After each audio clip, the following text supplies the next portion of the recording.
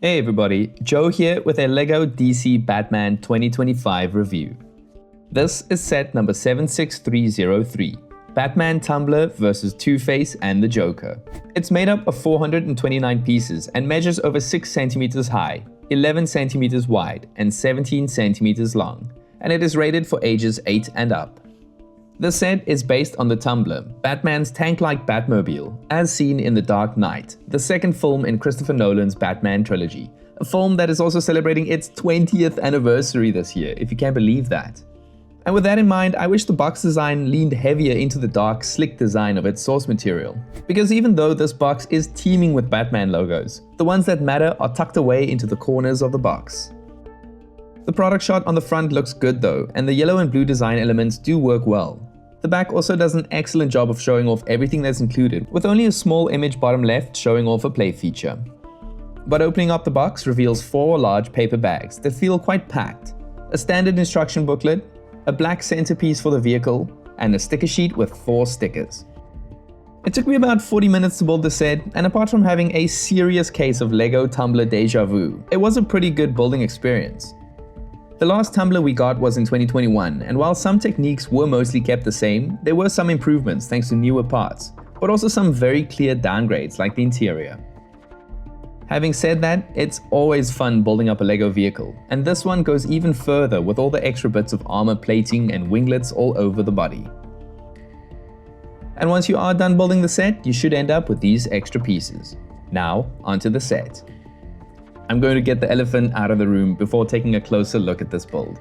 This set, when compared to the 2021 version, is a massive ripoff. There is a $20 price difference between the two sets, and while the new set has 7 more pieces, it's mostly used for the Bat Signal side build and extra minifigure, and the actual Batmobile is smaller. They even took out the second seat. This is really a shame, because looking at the new version from an isolated perspective, it's actually a really good playset. But anyways, the Tumbler for the most part actually looks pretty accurate for such a small scale build. The vehicle's distinctive layered armor plating has been recreated nicely, and it looks good from almost every angle. Almost. I say almost because the side view looks awful. I think it's a combination of this flat area to the front, coupled by the lack of forward tilting due to the smaller back wheels. And don't get me started on that brown pin sticking out in the middle. Fortunately, the front section looks very good to me. There's a lot of great brick bolt and sticker detail between the windshield and the wheels, and those gold suspension pieces is a very nice touch. The use of flags and wedge slopes really works well to get all the odd angles right, and I like those hinged black ingot pieces over those smoky black windshields. The design of the canopy also looks excellent thanks to those always reliable Exonite shields, and it can be opened up to reveal the cockpit, which, as I've mentioned, this time only has space for Batman and his awkward rubber cape. The transcreen pieces and controls look good with that classic steering wheel, and the clip at the back where the Batarang can be placed when not in use is a nice touch. I'm not the biggest fan of stud shooters, but it ups the play value for kids, and it's actually nicely integrated into the body along with the gunmetal coloring, so I'm more than happy to let it slide. The back of the Tumbler looks okay. I like the detailing at the top with some gold bits, but we are missing the 2 pairs of winglets at the top, and again, the smaller wheels just lessens the vehicle's overall presence. I do like the addition of the flame piece, but I do wish it had the bolting feature where the flame rotates as you push the vehicle over a surface. The little Bat Signal side build we get alongside the Tumbler is a nice addition, and for such a simple build, it's actually very good. I like how it can be rotated and angled, and the metallic sticker design is pretty good. We even get a very basic switch to the side for Lieutenant Gordon to flip. Now moving on to the minifigures, starting with Batman. The one positive I can say about this figure is that the back and torso printing is exceptional. There's a lot of fine line detail and his utility belt looks great with the highlights, but the lack of leg printing is very disappointing, because without it, this specific suit is just incomplete. The rubber cape is also the wrong choice in my opinion, and I will never warm up to these oversized dual molded cowls. His face prints are fine, but I wish we got the one side with the black around his eyes alongside the old cowl to have it be more accurate. And there is 2 Batarangs included in this set for Batman to throw around. Next up we have the Joker, as portrayed by the late great Heath Ledger. It is great to get this version of his outfit in an affordable, if not quite cheap set.